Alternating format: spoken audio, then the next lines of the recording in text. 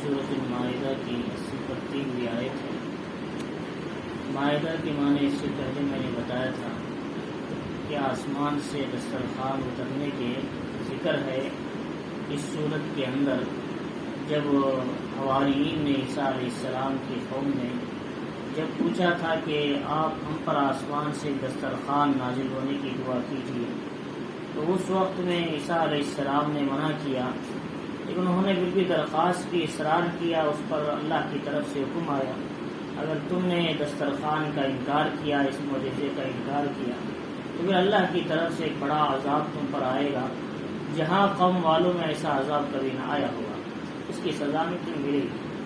روایتوں میں ہے، بعض لوگ کہتے ہیں دسترخوان نہیں اترا، علامہ ابن کثیر وغیرہ، لیکن اکثر علماء کی رائے یہ ہے کہ دسترخوان اترا۔ بعض لوگوں نے اس کا انکار کیا، اللہ تعالیٰ نے ان کے چہروں کو خنزیر سے بدل دیا، پھر وہ سب کے سب تباہ ہو گئے۔ تو روایتوں میں چاہے صحیح روایت یہی ہے، تو اللہ تعالیٰ نے اسی کے تعلق سے اس سورت کا نام سورۃ المائدہ رکھا۔ اس میں اللہ رب العزت نے اس آیت کے اندر اللہ تعالیٰ نے ایمان والوں کی حبشہ کی طرف ہجرت کرنے کا ذکر کیا۔ حضور صلی اللہ علیہ وسلم جب ابتدائی زمانے میں نبوت کا کام شروع کیا، دین کی دعوت کا کام، تو جو سب سے پہلے ایمان لانے والے تھے نبی پر وہ غریب لوگ تھے، کمزور لوگ، یعنی کام کرنے والے، چپل سینے والے، کپڑے بنانے والے۔ اسی لیے حضرات انبیاء علیہ السلام پر لوگ بے اعتراض بھی کرتے تھے، جیسے حضرت موسیٰ کی قوم پر کہ ما نراک اتبعک الا الذین هم اراذلنا، ہم دیکھتے ہیں کہ تمہارے ساتھ جو متبعین ہیں وہ ہم میں رذیل قسم کے، کمزور قسم کے لوگ ہیں۔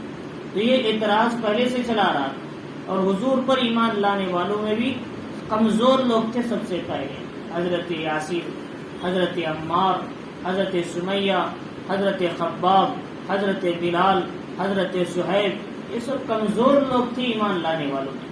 تو چنانچہ جو کمزور لوگ جب ایمان لائے تو جو شرفاء، جو مالدار حضرات تھے، وہ اسلام سے، دین سے دور تھے، ان پر ظلم کسنا شروع کر دیا، مارتے تھے، پیٹتے تھے، پریشان کرتے تھے، اور راتوں میں گرم پانی پر لگا کر پھر کوڑے لگائے جاتے تھے، پتھر کی بڑی بڑی چٹانیں ان پر رکھی جاتی تھی، گرم پتھروں پہ انہیں کھینچا جاتا تھا۔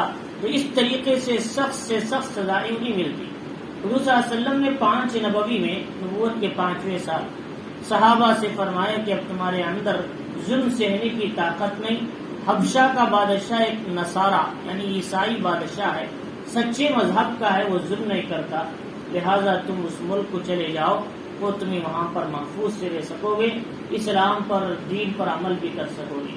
چنانچہ صحابہ اکرام کی پہلی جماعت جو 11 حضرات تھے، ان میں حضرت عثمان اور آپ کی بیوی حضرت رقیہ، چند صحابہ اکرام تھے جو گئے۔ بعد میں بڑی تعداد 70 حضرات کی گئی، وہ حضرت جعفر ابن ابی طالب رضی اللہ تعالیٰ عنہ کی سرکردگی میں۔ تو جب یہ لوگ وہاں پہنچے تو وہاں پر ان کو امن و اطمینان سے رہنے کا موقع ملا، لیکن کفار وہاں پر بھی ان کو بیٹھنے نہ دیا سکون سے۔ گئے عمرو بن العاص کو بھیجا کہ تم جاؤ، تمہاری دوستی ہے حبشہ کے ساتھ، ذرا ان کو لے کر آؤ۔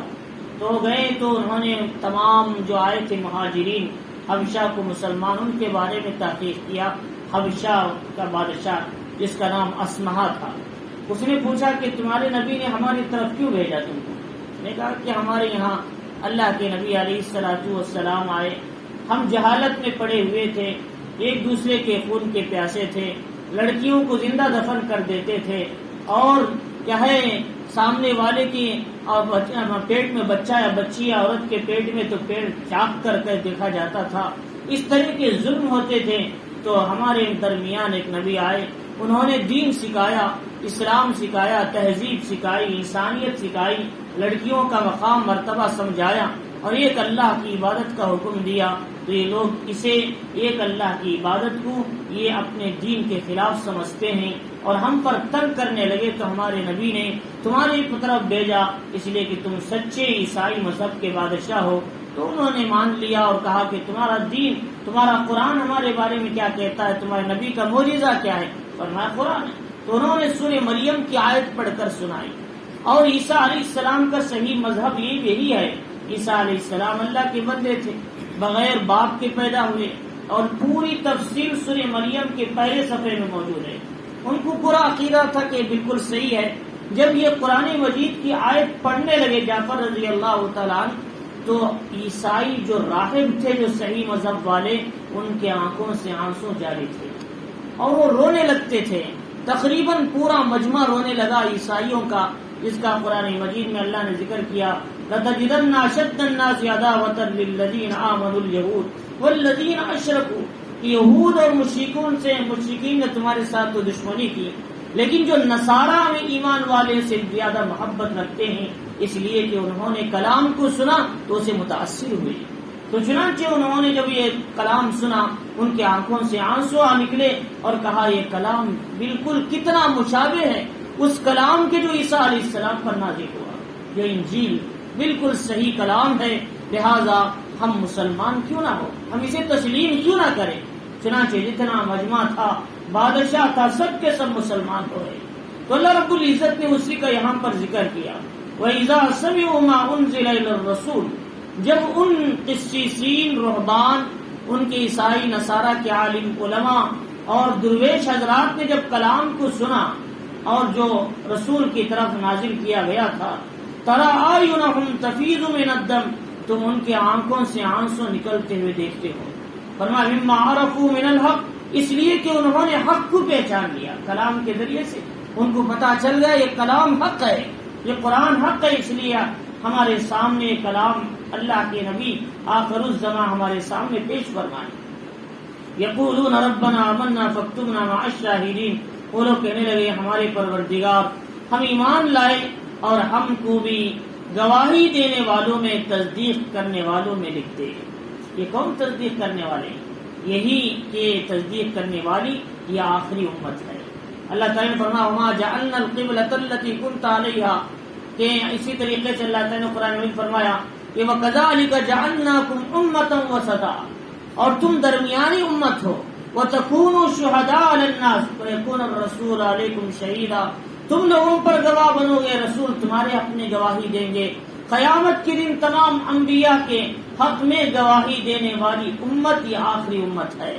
تو اسی کا ذکر انہوں نے کہا، اے اللہ جو یہ امت آخری امت گواہی دینے والی نبیوں کے حق میں، ان کی دعوت کے حق میں، ان کی رسالت کے حق میں، ان کے دین پہنچانے کے حق میں، جو دوسری امتیں انکار کرے گی امت اس کی گواہی دے گی، اس امت میں ہم کو بھی شامل فرما، یہ انہوں نے دعا کیا۔ تو چنانچہ وما لنا الا نؤمن باللہ، انہوں نے کہا کہ ہم کیوں نہ ایمان نہ لائے اللہ پر اور اس پر، اس حق پر جو ہمارے پاس آیا، وہ کون سا کلام ہے؟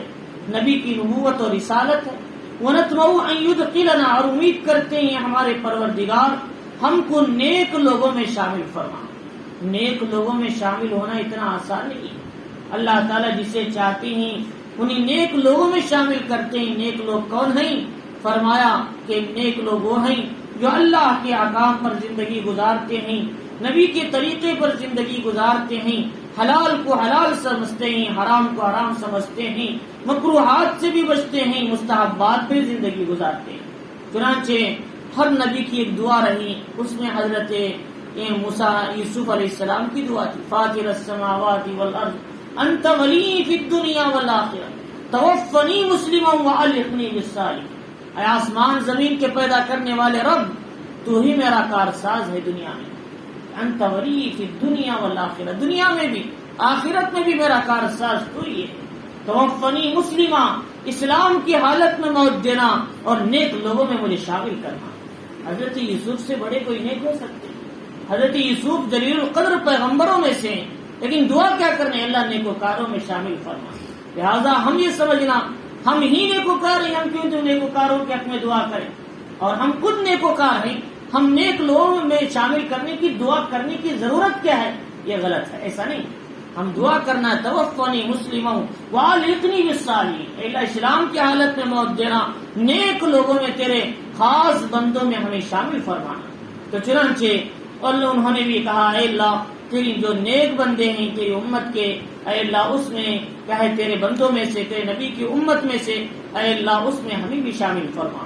اللہ رب العزت نے ان کے ایمان لانے کی بنیاد پر اللہ تعالیٰ نے فرمایا فَأَصَابَهُمُ اللَّهُ بِمَا قَالُوا، اللہ نے ان کے اس ایمان لانے، ان کی اس دعا کرنے کی وجہ سے اللہ نے ان کو ایسے باغات دیے جنت کے جس کے نیچے نہریں جاری ہیں، اس میں ہمیشہ ہمیشہ رہیں گے۔ وَذَلِكَ جَزَاءُ الْمُحْسِنِينَ، یہ نیکی کرنے والوں کا بدلہ ہے، نیک عمل کرنے والوں کا، نیکی کرنے والوں کا، نیکی کی طرف رجوع کرنے والوں کا یہ اللہ تعالیٰ بدلہ عطا فرماتے۔ قرآن مجید میں اللہ تعالیٰ فرما رہی من عمل صالحا من ذکر او انثى وهو مؤمن فلنحيينه حياة طیبة ولنجزینهم اجرهم باحسن ما كانوا يعملون، جو کوئی مرد ہو یا عورت نیک عمل کریں گے اور ایمان لائیں گے، ہم دنیا میں بھی امن کی، اطمینان کی، سکون کی، برکت کی اللہ تعالیٰ زندگی عطا فرمائیں گے، آخرت میں ان کے عمل کا بہترین بدلہ دیں گے۔ وَلَنَجْزِيَنَّهُمْ أَجْرَهُمْ بِأَحْسَنِ مَا كَانُوا يَعْمَلُونَ، ان کے عمل کا بہتر بدلہ عطا فرمائیں گے۔ لہذا اس لیے فرمایا کہ آدمی کو چاہیے کہ کیا ہے اللہ تعالیٰ سے نیک اعمال کو قبول کروانے کی دعا کرتے رہے۔ ایک تو عمل کرنا، ایک اعمال کا قبول ہونا۔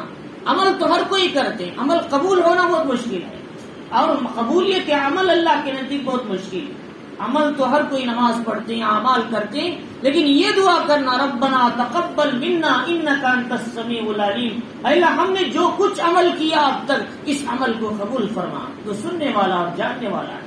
تو لہذا عمل کی قبولیت اللہ کے نزدیک بڑی اہم ہے۔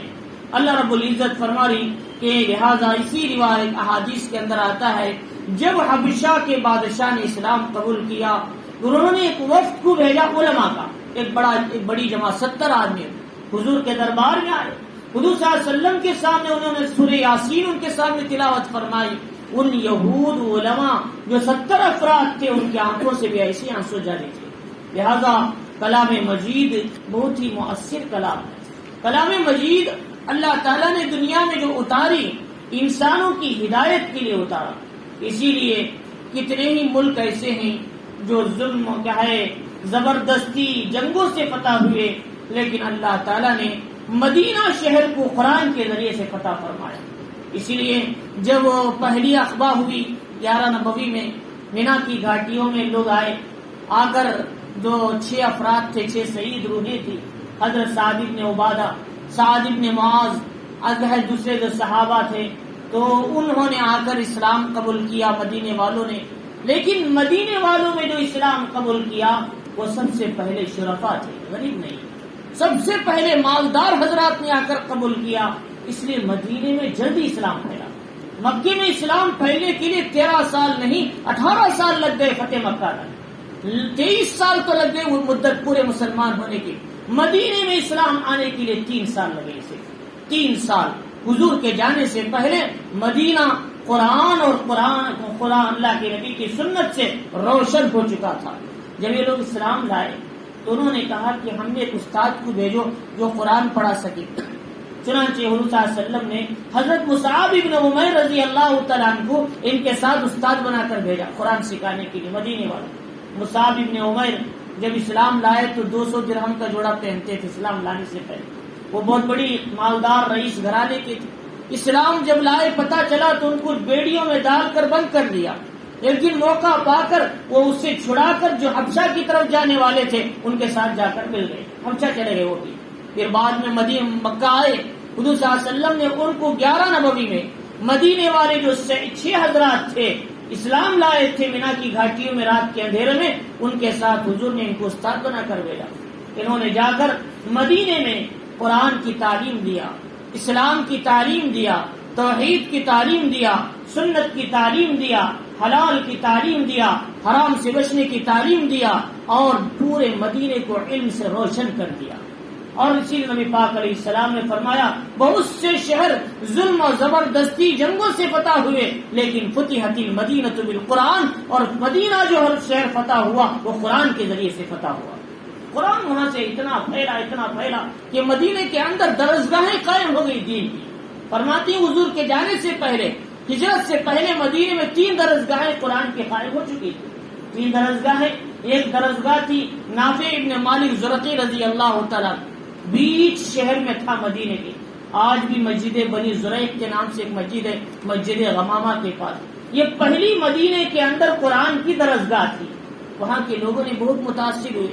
چبوترا تھا اور یہ شاخ بنو کیا ہے حضرت کے شاخ کے بنو زریق سے تھے. جتنے ان کے لوگ تھے انہوں نے وہاں چبوترے پر بیٹھ کر قرآن پڑھانا شروع کیا. اور یہ انہی 6 افراد میں سے ایک تھے. حضور صلی اللہ علیہ وسلم نے 10 سال میں جو قرآن اترا تھا ان کو دے دیا تھا، جاؤ تم مدینے میں قرآن سکھاؤ. اور یہ گئے تو مدینے کے بیچ میں بیٹھ گئے اور وہاں چبوترے میں بیٹھتے پڑھتے پڑھاتے ماحول ایسے بن گیا کہ وہاں پر ایک مدرسہ قائم ہوا. مسجد بنو زریق کے نام سے ایک مسجد بنی. اس لیے محمد الرسول اللہ صلی اللہ علیہ وسلم نے فرمایا کہ اول مسجد فیہا القرآن کہ قرئ فیہا القرآن بالمدینہ مسجد بنی زریق. حضور نے فرمایا سب سے پہلی مسجد مدینے میں جہاں قرآن پڑھا گیا وہ مسجد بنو زریق ہے. وہاں پھر ایک مدرسہ قائم ہوا. وہاں سے پھر شمال میں جائیں گے تو وہاں پر کیا ہے ایک مدرسہ قائم ہوا نقی القزمات اسد بن زرارہ کے مکان میں مصعب بن عمیر رضی اللہ تعالیٰ بچوں کو پڑھاتے تھے، دین کی تعلیم دیتے. وہاں سے جنوب میں جائیں گے تو وہاں پر جو قبا کا علاقہ تھا وہاں ایک مدرسہ قائم تھا دین کے قرآن کی تعلیم کا. وہاں کیا ہے پڑھاتے تھے مولا سالم مولا ابو حذیفہ رحمۃ رضی اللہ تعالیٰ. یہ جو مکے سے ہجرت کر کے جاتے تھے، بچے نہیں، بیوی نہیں، مال نہیں، دولت نہیں، اکیلے جاتے تھے، یہ جا کر قبا میں قیام کر لیتے تھے. وہاں حضرت سعد بن قیثمہ کا مکان تھا، یہ لوگ وہاں جا کر قیام کرتے. وہاں جو سالم ابو جو تھے صحابی وہ امامت بھی کرتے تھے قبا میں، ان کو قرآن بھی سکھاتے تھے. لہذا اس طرح حضور جانے سے پہلے حضرت براء بن عازب فرماتے ہیں میں نے طوال مفصل کی تمام صورتیں یاد کر لیا تھا حضور کے آنے سے پہلے. اور فرماتی ہیں حضرت کیا ہے اسی طریقے سے جابر رضی اللہ تعالیٰ میں نے 17 صورتوں کو حفظ کر لیا تھا. تو لہذا اس طرح قرآن سے مدینے والے بڑا متاثر ہوئے. لہذا ہمیں بھی چاہیے کہ اس وقت امت کے درمیان علم کمزور ہوتے جا رہا ہے. مکاتب کیا ہے مدارس دینیہ کو کیا ہے ہستی سے مٹانے کی کوشش کی جا رہی ہے. اس لیے چاہیے کہ ہر مسجد کے اندر مکتب قائم کریں. ہر مسجد میں اللہ کے دین کی آوازیں بلند ہو، نبی کی رسول کی سنتیں بلند ہو. جب جا کر یہ دین قائم رہے گا اور ہماری نسلوں میں دین باقی رہے گا. اور دین کی حفاظت ہم کیا کریں گے؟ حقیقت میں ان ملکوں والوں نے کیا جو بخارا کے لوگ تھے، ان ملکوں والوں نے کیا جو ترکی کے لوگ تھے. جن پر حالات آئے تو انہوں نے راتوں میں انڈر گراؤنڈ میں بیٹھ کر تہخانوں میں اوپر کوئی نظر آتا ٹوپی والا، اوپر کوئی نظر آتا چاہے تسبیح والا، اوپر کوئی نظر آتا جبہ شری والا، اسے لا کر قتل کر دیا جاتا تھا، اسے سولی پر چڑھایا جاتا تھا اور اسے ختم کر دیا جاتا تھا. پورے خاندان کو سولی دے دی جاتی تھی. یہ علماء، یہ حفاظ، یہ دین کی درد رکھنے والے اہل علم جنہوں نے تہخانوں میں بیٹھ کر بچوں کو دین سے تعلق جوڑا، وہی بچے 40 سال کے بعد پھر ترکی کے اندر دین و ایمان کی روشنیوں کو لے کر اٹھنے والے وہی علماء، وہی بچے امام و خطیب بنے.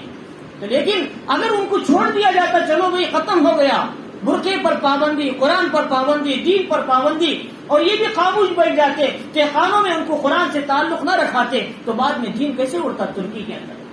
تو لہٰذا انہوں نے دین کی کیسی قربانی. بخارا پر جب روس کا حملہ ہوا 1920 میں، وہاں کے جو کوئی نظر آتا جس کے پاس قرآن ہے گھر میں، اسے پوری فیملی کو لا کر سولی پر چڑھایا جاتا تھا. رشین حکومت نے وہ ظلم ڈھایا کہ یہ پہاڑ پر لے جاتے تھے، جتنے علماء ہیں ان سب کی گردنیں اڑا دی جاتی تھی. یہ حال چلا رشیا کے اندر، اور کہتے 70 سال تک ظلم سہا لوگوں نے، اور ان کے مردوں کو بلا کر قتل کر دیا اور عورتوں پر ظلم ہونے لگا. تو اس حال میں جو علماء تھے، جو اہل علم تھے، وہ لوگ کیا ہے مجبوراً ہو کر مسجدیں بند کر دی، استبل بنا دیا مسجدوں کو اور گوڑن بنا دیے. ان حالات میں انہوں نے جا کر کارپینٹر کا کام کوئی کرتا، کوئی کاریگری کا کام کرتا. جو بچے ان کے پاس سیکھنے کے لیے آتے کہتے بیٹا ہم مسلمان ہیں، ہم قرآن پڑھنے والے ہیں، تم کارپینٹر کا کام بھی سیکھو، ساتھ میں کل ایک سورہ بھی یاد کر کے آؤ. اس طرح ان کو قرآن سے تعلق رکھا. بچہ جب کام کرنے کے لیے آتا تو دوسرے دن سورہ بھی سناتا تھا. اگر اس لیے کہ ان کو پتا چلے کہ یہ قرآن ایک ہی جگہ بیٹھ کے پڑھا رہے تو ان سب کو مار دیا جاتا تھا. لہذا 70 سال تک ماؤں نے اندر بٹھا کر بچوں کو یہ بتایا بیٹا تم مسلمان ہیں، تم مسلمان ہیں، تم قرآن والے ہیں، تم کہیں یہ نہ چھوڑنا، کہیں تم ملحد نہ بن جانا، کہیں تم یہ جو زندگی ان کے اثر پہ نہ آ جانا، تمہارے بابا مسلمان، تمہارے دادا مسلمان، تم اس راستے کو مضبوط پکڑے رکھنا۔ یہ رشین والے بخارا جو سمرقند کا علاقہ ہے، امام بخاری جہاں پیدا ہوئے، وہ علی سینا وہاں پیدا ہوئے، اسی طریقے سے موسیٰ ابن نصیر پیدا ہوئے، بڑے بڑے علماء پیدا ہوئے، علامہ سرخسی پیدا ہوئے، امام مسلم وہاں پڑھے، امام ترمذی وہاں پیدا ہوئے، اور بڑے بڑے علماء جن کا نام محمد سے شروع ہوتا ہے، جو سمرقند کے اندر قزاقستان میں 2000 علماء کی مزاریں ہیں، مفسرین کی، فقہاء کی، وہاں وہ حالات گزرے، لیکن قرآن نے چھوڑا، انہوں نے دین نہیں چھوڑا انہوں نے، اور 70 سال تک قرآن کی حفاظت کیا، جب جا کر دین۔ اور آج ہمارے پاس ساری آسانیاں، ساری سہولتیں ہیں، ہم اپنے بچوں کو قرآن سے آشنا کیوں نہیں کرتے؟ ہم نے اپنے بچوں کو دین سے کیوں تعلق نہیں جوڑتے؟ لہذا چاہیے کہ ہماری ذمہ داری ہے کہ قرآن سے اپنے بچوں کو تعلق رکھیں تاکہ نسلوں میں دین باقی رہے۔ تو اللہ رب العزت فرمائی، تو بہرحال تاریخ کی بات آئے تو میں نے آپ کے سامنے بتایا، تو اللہ تعالیٰ نے قرآن مجید کے اندر بڑا اثر رکھا ہے، چنانچہ جس نے بھی کلام کو سنا نبی کے زمانے سے لے کر اور آخر قیامت تک بھی اللہ تعالیٰ اس کلام کے اندر بڑا اثر رکھا ہے۔ اللہ اسے ہدایت دینا چاہے تو کلام کے ذریعے سے ہدایت عطا فرماتے ہیں، لیکن اس کلام کے قریب جو آگے بڑھے گا، سینے سے لگائے گا، اسے بلند مرتبہ عطا کریں گے۔ جو اس کلام کو پسے پل ڈال دے گا، پھر وہ قوم اتنی ذلت و رسوائی میں جا کر گرے گی تو پھر اس کا نام و نشان بھی باقی نہ ہوگا۔ لہذا ہماری ذمہ داری کلام کو اٹھائے۔ اور اس کے بعد اللہ رب العزت نے آگے بتایا، والذین کفروا وکذبوا بآیاتنا، جنہوں نے کفر کیا اور ہماری آیتوں کو جھٹلایا، اولئک اصحاب الجحیم، یہ لوگ دوزخ والے ہیں اور ان کو یہ سزا ملے گی۔ یا ایھا الذین آمنوا، یہاں تک تو یہ بات ہوئی۔ دوسری بات یہ ہے کہ جب حضور صلی اللہ علیہ وسلم کے زمانے میں کیا ہے، کچھ لوگوں نے آ کر کہا اللہ کے نبی علیہ السلام، میں نے کیا ہے جب میں گوشت کھاتا ہوں تو میرے اندر کیا ہے شہوت بھڑکتی ہے، اس لیے میں گوشت کو اپنے اوپر حرام کر لیا۔ یا پھر کچھ صحابہ نے نبی کے اندروں نے عمل کو دیکھا، ازواج مطہرات سے پوچھا نبی رات میں کیا عمل کرتے ہیں؟ پوری رات عبادت کرتے ہیں، تھوڑی دیر سوتے ہیں، روزہ رکھتے ہیں، ایک دن روزہ چھوڑتے ہیں، اور حضور صلی اللہ علیہ وسلم کیا ہے دن بھر رات بھر قیام کرتے ہیں۔ تو لہٰذا جب یہ بات سنی تو صحابہ نے کہا ہم بھی آج کے بعد سے کھانا نہیں کھائیں گے، روزہ رکھیں گے۔ کچھ لوگوں نے کہا آج کے بعد ہم شادی نہیں کریں گے، کچھ لوگوں نے کہا کہ آج کے بعد ہم رات میں کبھی نہیں سوئیں گے، پوری رات عبادت کریں گے۔ اللہ کے نبی نے کہا ایسا نہیں ہے، ہمارے دین میں کھاؤ بھی، روزہ بھی رکھو، اور سو بھی، عبادت بھی کرو، یہ بالکل چھوڑ دینا دنیا کو، ایسا نہیں۔ ہمارا اسلام دنیا کو چھوڑ کر دین پر عمل کرنے کا حکم نہیں دیتا، بلکہ دنیا کے ساتھ دین پر عمل کرو، یہ اصل قربانی ہے۔ ورنہ تو راہب وہ گزر گئے، شادی کے بغیر انہوں نے ہزاروں سال عبادت کر لی، اس میں کون سا کمال ہے؟ بیوی کے ساتھ، بچوں کے ساتھ، کاروبار کے ساتھ، تجارت کے ساتھ، ملازمت کے ساتھ، نوکری کے ساتھ اللہ کے حکم کو بجا لانا، یہ سب سے بڑی آزمائش ہے، سب سے بڑی قربانی۔ لہذا حضور نے فرمایا رہبانیت فی الاسلام، اسلام میں رہبانیت نہیں، اکیلا ہو جانا نہیں ہے، بیوی بچوں کے ساتھ رہ کر دین کے تقاضوں کو پورا کرنا یہ اصل کمال ہے۔ تو چنانچہ ان اللہ کے نبی نے فرمایا ایسا مت کرو، میں تم سب سے زیادہ اللہ سے ڈرنے والا ہوں اور تم سب سے زیادہ تقویٰ رکھتا ہوں، اللہ کو تم سب سے زیادہ جانتا ہوں، لہذا میں کھاتا بھی ہوں اور روزہ بھی رکھتا ہوں، شادی بھی کرتا ہوں، اور ساتھ میں کہ رات میں تھوڑی دیر سوتا بھی ہوں اور جاگتا بھی ہوں، لہذا کہ میری سنت ہے یہ، اس سنت کے خلاف جو کرے گا اور کیا ہے وہ مجھے میری امت میں سے نہیں ہو سکتا۔ چنانچہ اللہ کے نبی نے فرمایا تم کیسے بات کر سکتے ہو کیا میں نے اپنے اوپر گوشت حرام کر لیا؟ اللہ نے حلال کی ہوئی چیز کو تم حرام کیسے کر سکتے؟ اللہ تعالیٰ نے قرآن مجید اسی وقت آیتیں نازل کیا، یا ایھا الذین آمنوا، اے ایمان والو، لا تحرموا طیبات ما احل اللہ لکم، تم پاکیزہ چیزیں جو اللہ نے تمہارے لیے حلال کیا تم اسے حرام کیسے کر سکتے ہو؟ حرام نہ کرو، ولا تعتدوا، حد سے آگے نہ بڑھو، ان اللہ لا يحب المعتدین، اللہ تعالیٰ حد سے آگے بڑھنے والوں کو پسند نہیں کرتا۔ اب حرام کے 3 درجات ہیں، کوئی بھی آدمی کسی چیز کو حرام کرتا ہے 3 باتوں میں سے کوئی بات ایک ہوتی۔ پہلی بات یہ کہ انسان یا تو عقیدتاً کسی چیز کو حرام سمجھتا ہے، عقیدتاً میں یہ چیز نہیں کھانا چاہیے، اور عقیدہ بھی ہو جاتا ہے نہیں کھاؤں گا یہ چیز، اور یہ کہ جائز چیز کو، حلال چیز کو میں نہیں کھاتا، یہ میرا ایمان، میرا عقیدہ ہے. اگر کوئی ایسا کہتا ہے تو وہ کافر بن جاتا ہے، کیونکہ اس نے اللہ کی حلال کردہ چیز کو وہ کہتا ہے کہ میں نے اسے حرام کر دیا اور اسے میں حرام سمجھتا ہوں. دلیل قطعی سے ثابت ہے قرآن و حدیث سے، جس کا کھانا، جس کا استعمال کرنا اب یہ دل سے کہتا ہے کہ یہ حرام ہے تو کیا ہو جائے گا؟ کافر ہو جائے گا. نص قطعی کا انکار کرنے والا کافر ہے. نص قطعی کسے بولتے ہیں؟ قرآن سے ثابت ہے یا صحیح حدیث سے ثابت ہے. اور دوسری بات ہے عملاً، اگر کوئی آدمی ایسا کہتا ہے، ایک تو دوسرا حرام کرنے کی صورت قولاً کہتا ہے میں آئندہ کے بعد میں کبھی گوشت نہیں کھاؤں گا، یا پھر ایسا کام کیا ہے آئندہ کے بعد میں کسی سے بات نہیں کروں گا. حالانکہ یہ چیزیں حلال ہے، گوشت کھانا حلال ہے، اور بات کرنا، کسی سے بات کرنے کو چھوڑنا جائز نہیں، یا کسی واجب کام کو ترک کر دوں گا، اس طریقے سے اس نے کہا تو حکم یہ ہے کہ فوراً اس قسم کا کفارہ ادا کر کے توڑ کر کفارہ ادا کر دو، لیٹ نہ کرو، اس لیے کہ اللہ کی طرف سے اس پر پکڑ آئے. لہٰذا تم نے کبھی ایسی جائز چیز کو اور قولاً تم نے زبان سے بول لیا میں آئندہ کبھی اسے استعمال نہیں کروں گا، کسی سے بات نہیں کروں گا، فوراً اس قسم کو توڑو، ان سے بات کرو اور کفارہ ادا کرو. کفارے کی تفصیل آئندہ آ رہی، کیا کرنا اسے. اور تیسری صورت ہے آدمی ہے اعتقاداً تو کسی کو حرام نہیں کیا اور زبان سے بھی کسی چیز کو حرام نہیں کر لیا قسم کھا کر، لیکن عملاً ایسا کام کر رہا ہے دیکھنے میں اس نے حرام کر لیا ہے.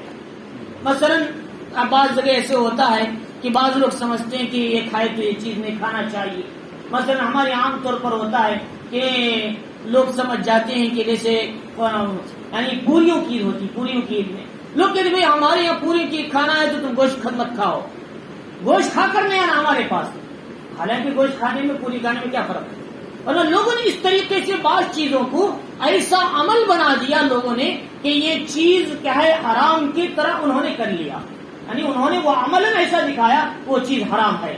تو فرمایا ایسا اعتقاد رکھنا یعنی ہم اسے اپنی طرف سے اسے کیا ہے حرام سمجھے جیسا عمل کرنا، یہ فرمایا یہ بدعت کہلاتا ہے. یہ بدعت ہے جائے. ہم کیسے کہہ سکتے ہیں ایک چیز تو کھا سکتے ہیں دوسری چیز نہیں کھانا، یہ اپنی طرف سے بنا لینا ہے. فرمایا اگر ڈاکٹر کی وجہ سے کوئی نہیں کھا رہا ہے، زبان سے تو اس سے منع نہیں کیا، دل سے بھی اسے حرام نہیں سمجھا، لیکن ڈاکٹر نے منع کیا اسے نہیں کھا سکتا، وہ مجبوری ہے. ایسے روحانی کا کسی کا تقاضا، کوئی آدمی زیادہ گوشت استعمال کر سکتا ہے اور ایسی صورت میں اس کے اندر کچھ روحانیت کمزور ہو سکتی، یا زیادہ اچھا کھانا کھا لیا روحانیت میں کمزور آ سکتی. تو ایسی حالت میں ذرا اسے کم کر لینے میں رکنے میں کوئی مسئلہ نہیں. روحانی بیماری یا جسمانی بیماری کے لیے کوئی رک گیا اسے حرام نہیں سمجھا، وہ جائز ہے. لیکن ثواب سمجھ کر کسی چیز کو نہ کھانا، کسی چیز کو کھانا یہ بدعت ہے. جیسا کہ میں نے آپ کو مثال دے کر سمجھایا. تو لوگ سمجھتے ہیں کہ یہ کھائیں تو وہ نہ کھائیں ورنہ بھی ہماری عید ہی خراب ہو جائے گی، ثواب سمجھتے ہیں. حالانکہ یہ بدعت ہے، یہ چیز جائز ہے. تو فرمایا کہ اعتقاداً بھی کسی چیز کو برا نہ سمجھے، قولاً بھی کسی چیز سے حرام کو نہ بنائے، اور نہ عملاً بھی کسی چیز کو حرام نہ بنائے. اللہ تعالیٰ کہتے ہیں جس چیز کو میں نے حلال کیا اور تم اسے ثواب سمجھ کر رہے ہیں حرام، فرمایا یہ بھی تم حد سے گزر جانے والے، لہذا ایسا مت کرو، بلکہ حلال چیز اللہ نے بنائے اسے کھاؤ. کسی نبی پاک علیہ السلام نے ایک مرتبہ اپنے دل میں کہا کہ میں آج سے شہد میں استعمال نہیں کروں گا.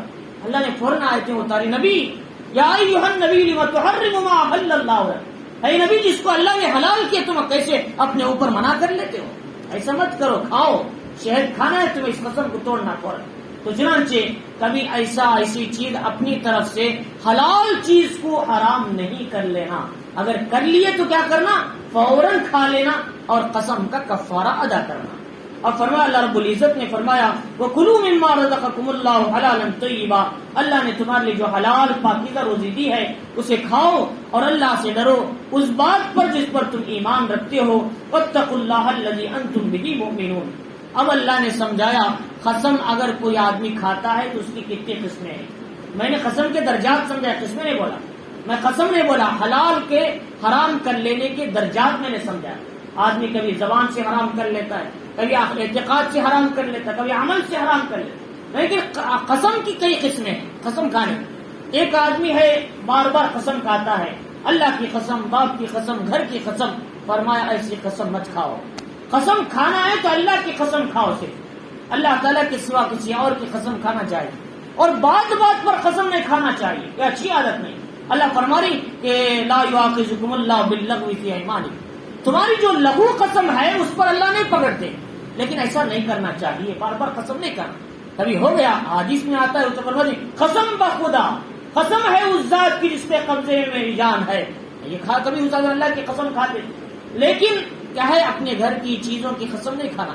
فرمایا یہ سب بار بار بھی قسم نہیں کھانا، لیکن اگر کوئی قسم کھا لیا ایسی چیز کی تو چنانچہ اس پر کوئی گناہ نہیں ہے، وہ زبان سے کبھی کبھی نکل جاتا ہے جلدی میں قسم سے، اس طریقے کی بات آ جاتی ہے۔ لیکن دوسری قسم ہے قسم غموس جسے کہتے ہیں۔ غموس کی قسم یہ ہے کہ غموس کے معنی کیا ہے، ڈبکی لگانے کے، تیرنے کے آتی، اندر پانی میں ڈوبنے۔ آدمی ماضی میں کوئی کام ہونے نہ ہونے، ماضی کے معنی پاسٹ ٹینس، پیچھے جو زمانہ گزرا اس زمانے میں کسی واقعے کے ہونے نہ ہونے کے بارے میں جھوٹی قسم کھانا، فرمایا یہ غموس کہلاتا ہے، بڑا گناہ۔ مثلا ایک واقعہ ہم جانتے ہیں کہ فلاں کام میں نے ہی کیا تھا، میں نے کوئی کام کیا تھا زمانے جاہلیت، یعنی پہلے زمانے میں، ماضی میں پہلے۔ اب وہ کوئی آدمی پوچھتا کیا تم نے فلاں وقت میں کام نہیں کیا تھا، یہ غلطی نہیں کی تھی، وہ کہتا ہے قسم بخدا میں نے ایسا کام نہیں کیا۔ ابھی کیا ہو گیا، ماضی میں ہونے والے سچے واقعے کو تم نے جان بوجھ کر جھوٹی قسم کھائی، میں نے نہیں کیا۔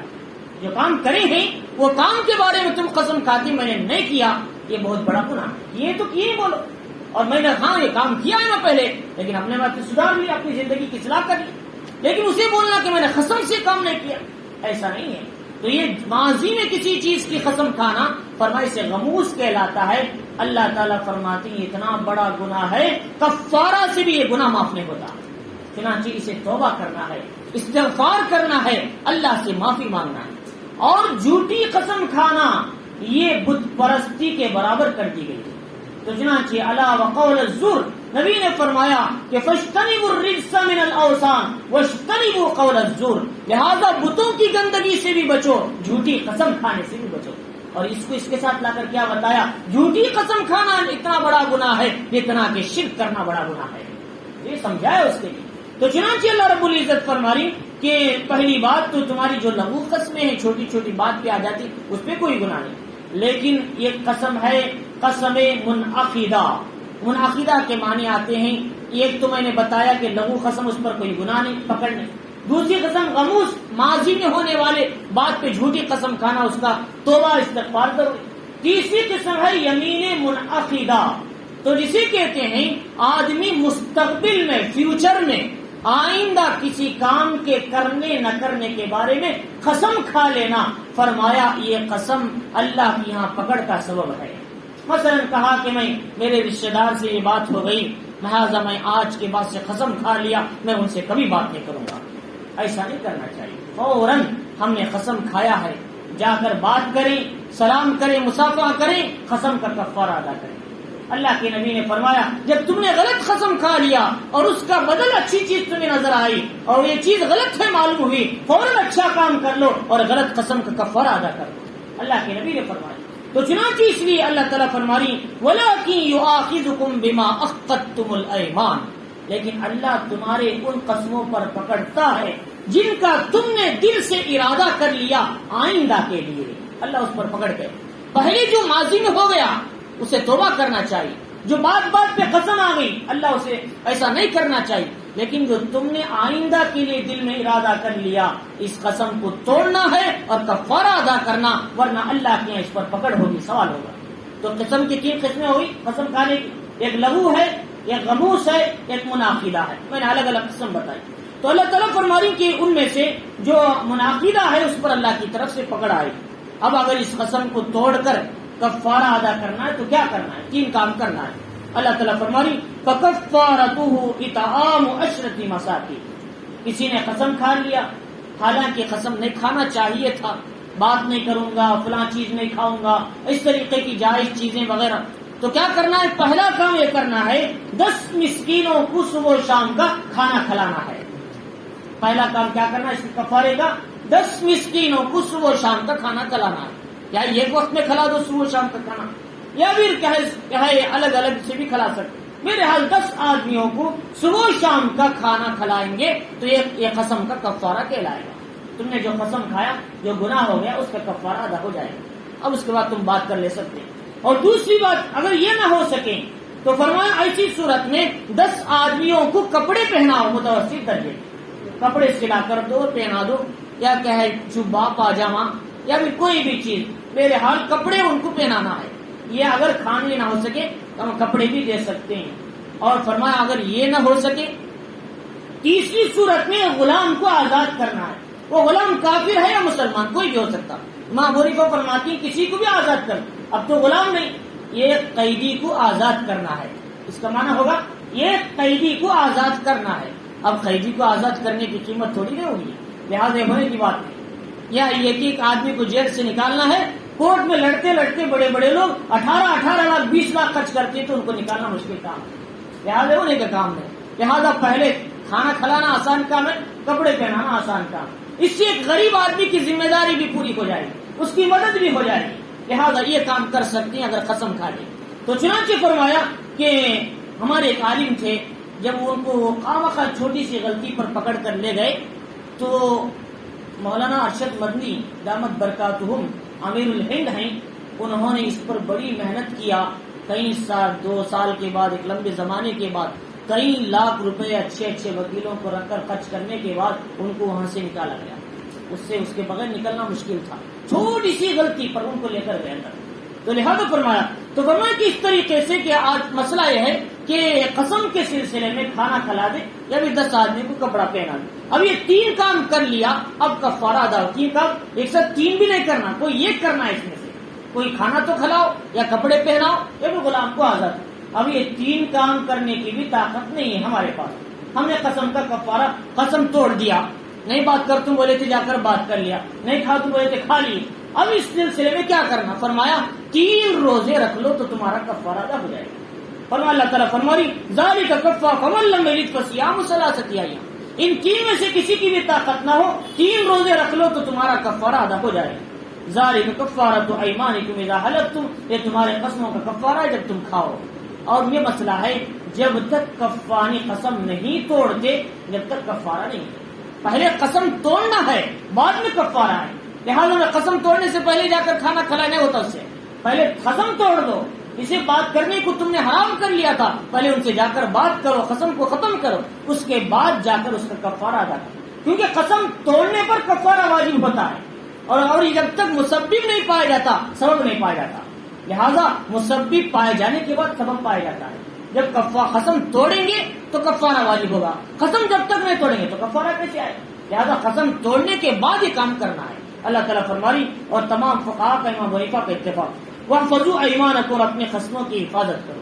اگر تم نے کوئی ایسی چیز کی قسم کھائی جو ہونا چاہیے، اس پر پابند ہونا چاہیے، تو پھر اس کی پابندی کرو. مثلا اس طریقے سے کہ آج کے بعد میں کوئی حرام کام نہیں کروں گا، یا پھر گناہ نہیں کروں گا، جھوٹ نہیں بولوں گا. یہ ایسی قسم کھائی تو اس کی حفاظت کرو، اسے نہ توڑو. جھوٹی قسم یعنی معمول سے عام طور پر حلال کی قسم جو حرام کر لیا اسے توڑنا ہے، لیکن جو تم نے ناجائز کاموں کو چھوڑنے کی قسم کھائی اس کی پابندی رکھو.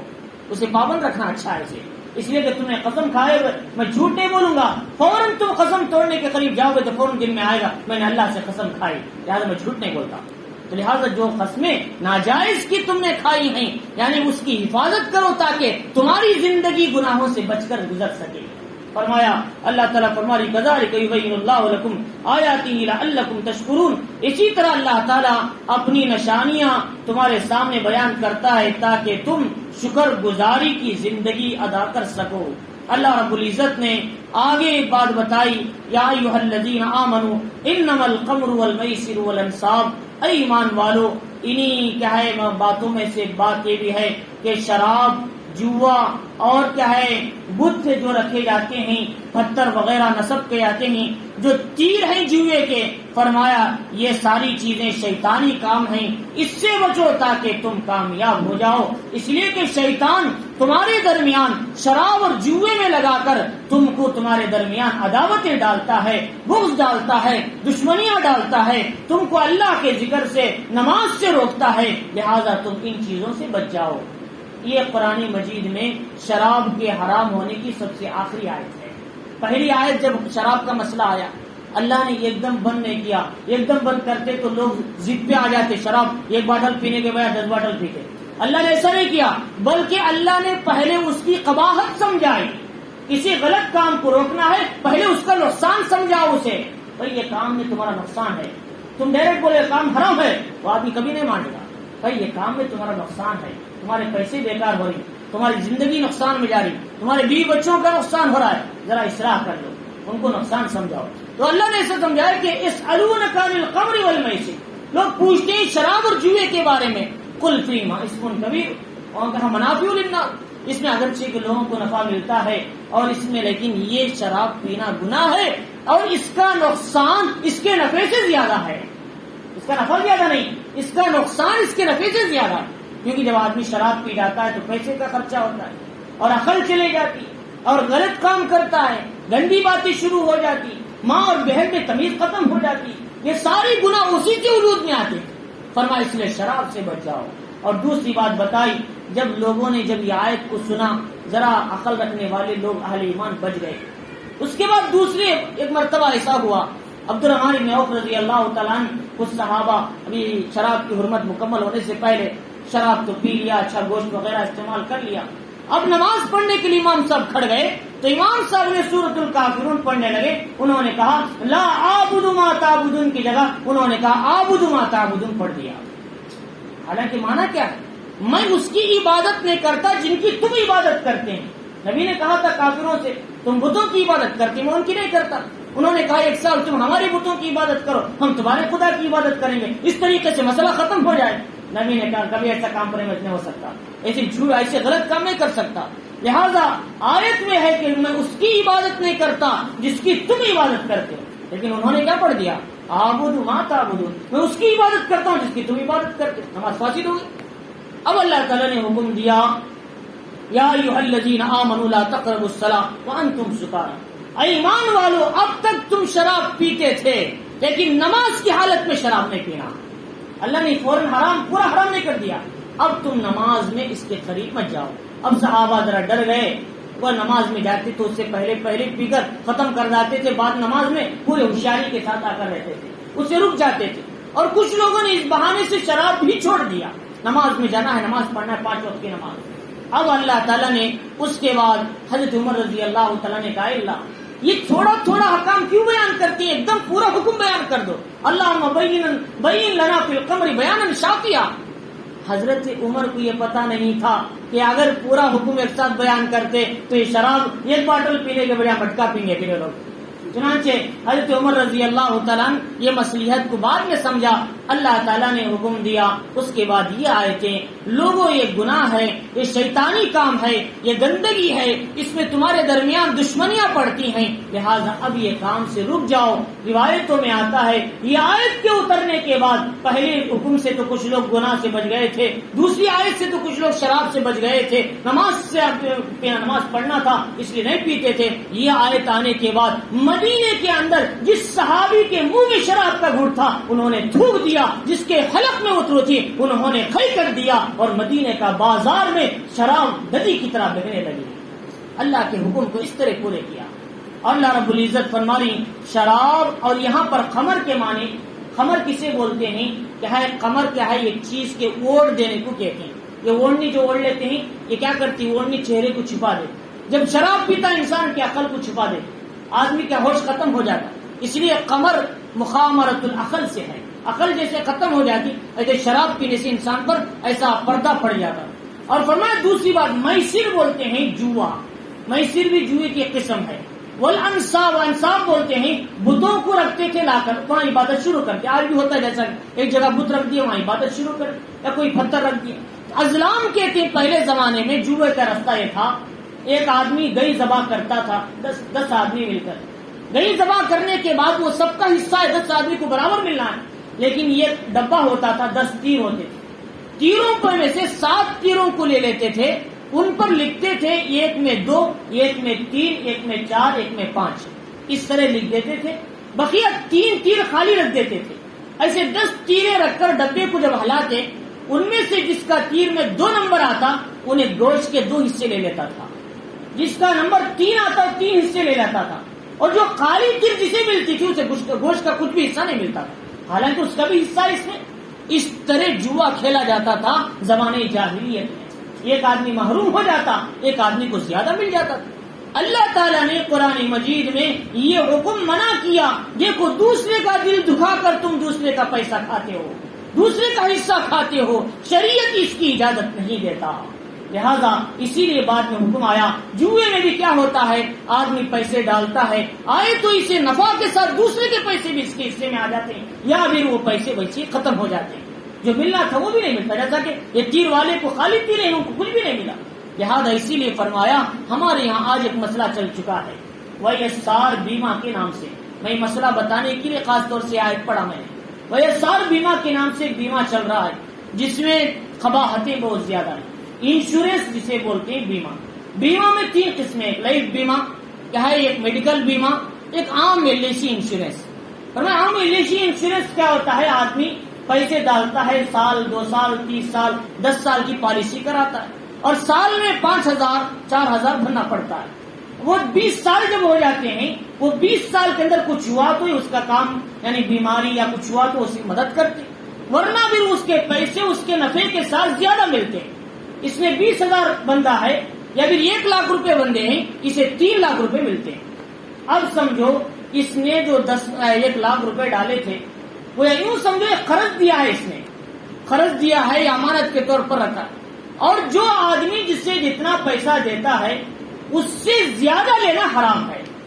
اب ہم 1 لاکھ روپے دیتے ہیں، وہ ہم کو 2 لاکھ دیتا ہے، وہ 2 لاکھ کہاں سے لا کر دیتا ہے، یہ پیسے لے جا کر سودی کاروبار میں ڈالتے ہیں، پھر اس میں سود آتا ہے، وہ سود لا کر ہم کو اٹھا کے دیتے ہیں، بڑی بڑی کمپنیوں کو دیتے ہیں سود، کنگ فشر شراب کی کمپنیاں ادھر ادھر۔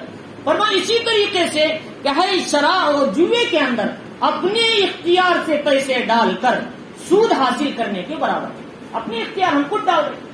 ایسے ہی انشورنس کے اندر بھی چاہے لائف انشورنس ہو یا میڈیکل انشورنس ہو، اس کے اندر جوئے کی شکل ہے، ہم پیسے ڈالیں، کیا یقین ہے کہ ہم بیمار ہوں گے، یا پھر وہ پیسہ جو نفع کے ساتھ ملے گا یا نہیں، یہ بھی یقین نہیں ہو پیسے کے بارے میں۔ تو لہٰذا یہ جو خطرے پر ڈالنے کے برابر ہے پیسہ، اس میں نفع آ بھی سکتا ہے، نہ بھی سکتا ہے، نقصان ہو بھی سکتا ہے۔ فرمایا شریعت ایسے جگہ پیسے لگانے کو منع کرتی۔ اور تیسری بات، آدمی پہلے سے انتظام کر کے رکھنا شریعت میں جائے۔ کیا انتظام کرنا، مجھے ایکسیڈنٹ ہوگا تو مجھے مدد ہو جائے، میں کب مرتا ہوں مجھے پتا نہیں، میں مر جاؤں گا تو میری مدد ہو جائے۔ پہلے ہی سے موت کا انتظار کیوں کر رہے ہو پیسے بن کے، پہلے سے ایکسیڈنٹ کا انتظار کیوں کر رہے ہو، پہلے سے بڑی بڑی بیماریوں کے منتظر کیوں ہو؟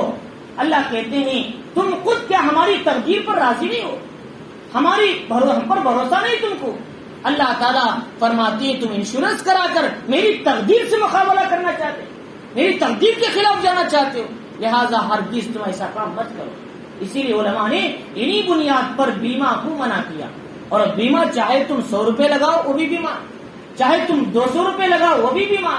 اب یہ اصول نکالا کہ حکومت کی طرف سے جو آدمی مہینے یعنی سال میں 330 روپے اس کے اکاؤنٹ سے کٹ ہوں گے، فارم کے اوپر حصے میں لکھا ہوگا ویسار بیمہ اپلیکیشن کے اوپر کہ سال میں تمہارے اکاؤنٹ سے 330 روپے کٹ ہوں گے۔ اب یہ پیسہ کیا ہوگا، 50 سال کی عمر کے اندر یا 60 سال کے اندر تمہیں کچھ نقصان ہو گیا، ایکسیڈنٹ ہو گیا، 5 لاکھ روپے حکومت عطا کرے گی، اگر تم مر گئے تو 2 لاکھ روپے دے گی۔ اب ہم نے 50 سالوں میں اگر 330 روپے لگاؤ، ہماری رقم زیادہ سے زیادہ 10,000 سے آگے نہیں بڑھے گی، 10,000 20,000 25,000 سے زیادہ آگے نہیں بڑھے، 330 سالانہ۔ اب یہ پیسے ہمارے اختیار سے کاٹیں اور ہم اس کو سود پر اپنے ہاتھ سے لگا رہے، اس لیے کہ 330 ہمارے ایک آدمی کا نہیں، پوری آندھرا پردیش کے کتنے لاکھ ہو جائیں گے، کروڑ ہو جائیں گے، وہ پیسے لے جا کر سود کی کمپنیوں میں ڈالیں گے، اس میں جو نفع آئے گا سالانہ اس کو وہ لے جا کر ہمارے جو بیمار پڑیں گے ان کو لا کر دیں گے، لہذا ہماری ذات سے ہم سود پر پیسے لگا رہے ہیں۔ اللہ تعالیٰ فرما رہی سود کا 1 روپیہ کھانا اپنی ماں سے 36 مرتبہ منہ کالا کرنے کے برابر ہے۔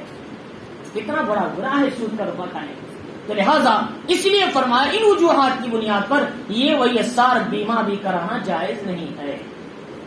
اور دوسری بات یہ ہے کہ اس کے اندر یہ پیسہ مل بھی سکتا ہے نہ مل بھی، اس لیے کہ 50 سال کے بعد یہ گورنمنٹ لکھ کو نہیں دی ہے کہ 50 سال 60 سال کے بعد یہ پیسہ تمہیں واپس آئے گا.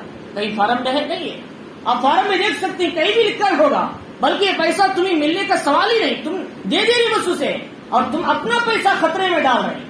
اسی کا نام جوا ہے. آئے تو نفے کے ساتھ آیا، گیا تو پورا چلے گیا، اسی کا نام جوا ہے. لہٰذا جوا کھیلنے والے بھی لہٰذا ہزاروں روپے ڈالتا ہے، گھر ہی بیچ دیتا ہے، اور آئے تو گھر نہیں 4 گھر آ جائیں گے، نہیں تو پورا گھر بھی چلے جائے گا، پورا خاندان اجڑ جائے گا. تو فرمایا آج بھی ایسے کیا ہے واقعے چل رہے ہیں. تو چنانچہ انہوں نے توبہ کر لیا، ورنہ ان کی نسلیں ختم ہو گئی جوئے کے اندر. اور ورنہ اس کے بعد تیسری صورت یہ ہے کہ آدمی اپنے اختیار سے کسی پیسے کو کٹا کر سود حاصل کرنا یا اس پر نفع حاصل کرنا جائز نہیں ہے. تو چنانچہ اس لیے فرمایا اس میں سود کی بھی شکل ہے، جوئے کی بھی شکل ہے، اور دوسرے کا پیسہ کھانے کی بھی شکل ہے، کئی وجوہات کی بنیاد پر. اور یہ پیسہ خطرے میں ہے، آ بھی سکتا ہے اور نہ آ بھی سکتا ہے. انہی وجوہات کی بنیاد پر علماء نے، مفتیوں نے کیا ہے تحقیق کے بعد یہ فیصلہ دیا کہ یہ سر بیمہ کرانا جائز نہیں ہے شریعت کی نظر میں. لہذا تمام حضرات اس سے بچنے کی فکر کریں، ورنہ پھر کیا ہوگا، یہ انشورنس جو امت میں لگایا جا رہا ہے اس لیے کہ امت کے دل میں سود کی جو حرمت قباحت ہے وہ انسانوں سے نکل جائے اور انسانوں کا یقین خدا سے نکل کر اسباب پر آ جائے. اس لیے یہ انشورنس میں امت کو گھسیٹا جا رہا ہے. اور ایک نیا طریقہ چالو ہو گیا بیان میں، 10,000 روپے دیں گے، تم سود کے ساتھ بندھو گے، بعد میں تمہیں سود واپس کرے گا. یہ کون سا طریقہ ہے؟ تم بندھو گے سود کے ساتھ، بزنس مین کو دے رہا 10,000 روپے، لیکن تم بندھو گے تو سود کے ساتھ، لیکن تمہیں بعد میں سود واپس کرے. یہ گویا کہ تم سودی رستہ نکالنے کو دکھا رہے مت. فرمایا اسی تمام چیزوں سے اپنے آپ کو بچانے کی فکر کرنا، یہ سب چیزیں شریعت میں جائز نہیں ہیں. تو اللہ تعالیٰ اس نے بتایا شراب سے بھی بچو، جوئے سے بھی بچو. یہ ساری چیزیں جوئے سے بچنے کے لیے شریعت نے انشورنس کے تمام راستے بند. اب یہ راستہ بند کیا تو کچھ راستے انشورنس کے ایسے ہیں، جیسے گاڑی کا انشورنس ہے، نہ کرائے تو کام نہیں چلتا، آدمی روڈ پہ جانے ہی نہیں دیتے، مجبوری ہے. اور دوسری بات اسی طریقے سے انشورنس کا ایک راستہ ہے دکانوں کا انشورنس ہے، بڑے بڑے کمپنیوں کا. اگر نہیں کریں گے، فسادات میں تمہارے دکان جلا دیے تو تمہیں کوئی ذمہ دار نہ ہوگا. لہذا اگر تم اپنے گھر دکانوں کا انشورنس کرائے ہوں گے تو جب یہ لوگ جلانے کے لیے، نقصان پہنچانے کے لیے آئیں گے، سوچیں گے اگر ہم نے اس کو نقصان پہنچایا ہماری حکومت کا نقصان ہوگا، لہذا اس سے رک جائیں. لہذا علماء دیوبند نے اور فقہی سیمینار والوں نے یہ طے کیا کہ دکانوں کا انشورنس کرنا جائز ہے، کمپنیوں کا انشورنس کرنا جائز ہے. گاڑی کا انشورنس مجبوری ہے، اگر نہیں کریں گے تو گاڑی نہیں چلے گی، یہ جائز ہے. لیکن جہاں مجبوری نہیں ہے، جہاں ضرورتیں نہیں ہیں، وہاں کون سی پریشانی ہے، پہلے سے انتظار کریں کہ ایکسیڈنٹ کا، بیماریوں کا. لہٰذا اس لیے ہمیں چاہیے کہ نہ لائف انشورنس کرائے، نہ میڈیکل انشورنس کرائے، نہ ویسار بیمہ کرائیں. ان تمام سے بچنے کی فکر کریں. اللہ رب العزت نے ان آیتوں میں پہلی بات تو یہ سمجھائی کہ قرآن پڑھو اور قرآن سے اثر لو، جیسا کہ حبشہ والوں نے قرآن پڑھا اور اس سے اثر لیا عیسائیوں نے. اور دوسری بات یہ بتائی کہ کسی چیز کو اپنی طرف سے حرام مت کرو، اللہ نے حلال کیا اسے حلال سمجھو، کھاؤ. تیسری بات قسم کھاؤ تو قسم کا کفارہ ادا کرو، یا تو 10 آدمیوں کو کھانا کھلاؤ، یا 10 کو کپڑے پہناؤ، یا بھی غلام آزاد کرو، نہ ہو سکے تو 3 روزے رکھو. اور شراب اور جوئے سے بچو، اس کے دور دور تک کے رستوں سے بچو. انشورنس بھی کیا ہے، شراب کی ایک قسم ہے، جوئے کی ایک قسم میں سے آتی ہے. اس سے امت میں اختلاف اور کیا ہے دشمنیاں پیدا ہوتے ہیں. اللہ تعالی ہم سب کو ان احکام کو سمجھنے اس پر عمل کی توفیق عطا فرمائے.